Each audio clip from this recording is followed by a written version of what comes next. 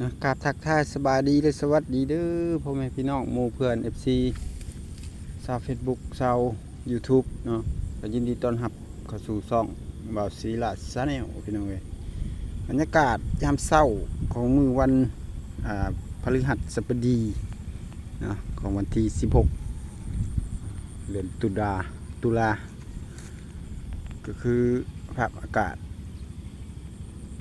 คาดการณ์ว่าฝนจะตกมาอีกแล้วคุณพี่น้องเอ้ยกำลังเก็บเกี่ยวข้าวเห็ดเป็นกำไว้ข้าวก็สุกหลายพุ่นข้าวสุกเบิดเลยเป็นกำลังใจให้ทุกคนทุกบอนเด้อเนาะฟ้าฝนกำลังมาแต่ว่าสิเก็บเกี่ยวคือเก่าหั่นแหละเนาะหอดยามมันเลยเพราะว่าหมากมันสิหล่นไปเลยนี่เนาะเอาปล่อยไว้ดนก็บ่ได้เข่าคือเก่ามันชุกแล้วก็ฮีบเก็บฮีบกลับเด้อสวัสดี